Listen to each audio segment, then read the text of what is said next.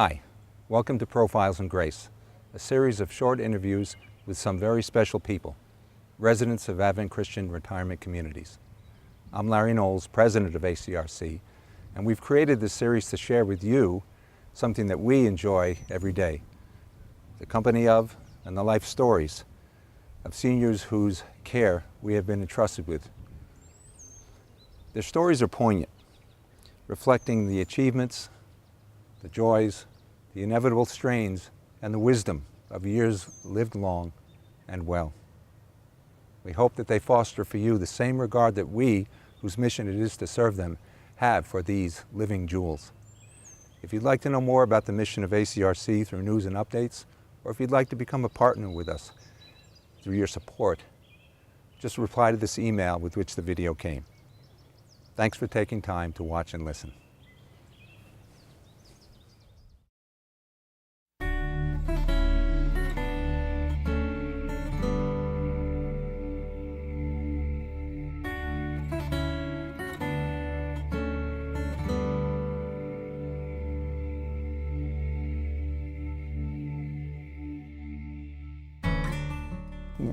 From 1968 to 1970, I was assigned to what they called a staging facility it was in Japan, where the wounded came in from Vietnam, and then the following morning were transferred to larger U.S. hospitals in other parts of Japan.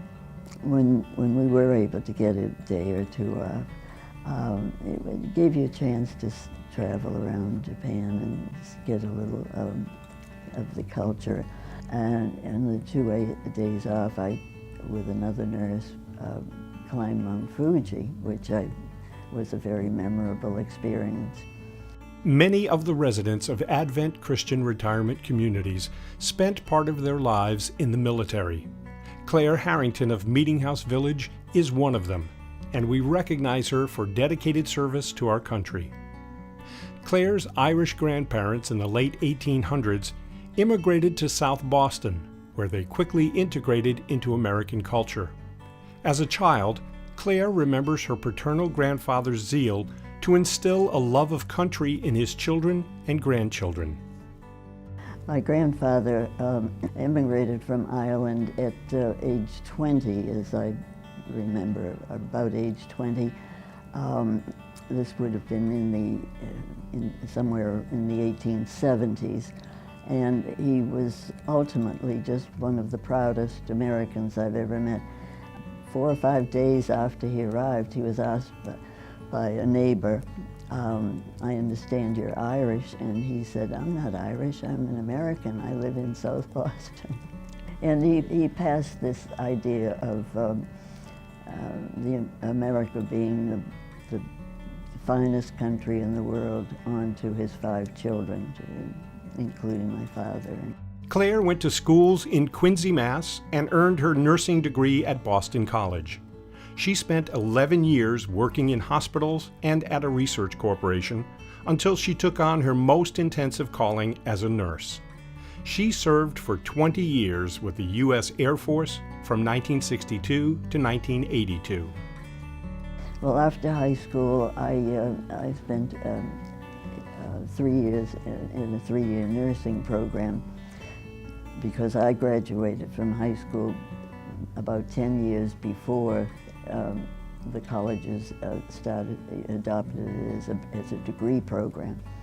Following nursing school, I worked for about 3 years in a couple of the large hospitals in Boston, and then I went to work for a research organization. For 9 years, I worked there with a bunch of scientists, physicists, and chemists, and so I enjoyed that immensely. The Vietnam War was increasing in intensity as Claire joined the Air Force. The most challenging years of her service were spent at a staging facility in Japan during the height of the war. There, she cared for critically wounded soldiers before their transfer to military hospitals. I was assigned to a hospital in Virginia, and I was paged to go to the emergency room because I was needed to administer a narcotic to a patient.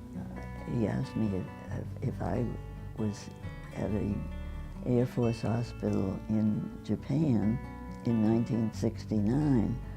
I was astounded, and I said, yes, I was. And I said, how can you remember from 13 years ago? And he said, well, when you're hurting badly, you always remember the people who were nice to you.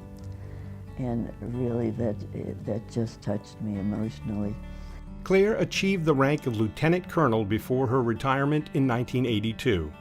And at the Veterans Memorial in Washington, D.C., a paving stone engraved with her name, rank, and years of service bears testament. Longing to return to her native New England, she moved to southern Maine and worked as a children's librarian.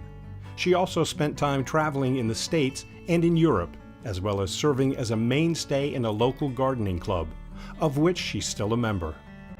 I've really been very happy to be here for many reasons. For the companionship of the other residents.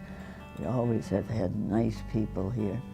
And aside from the fact that, you know, you're living in pleasant surroundings, safety is very important to me.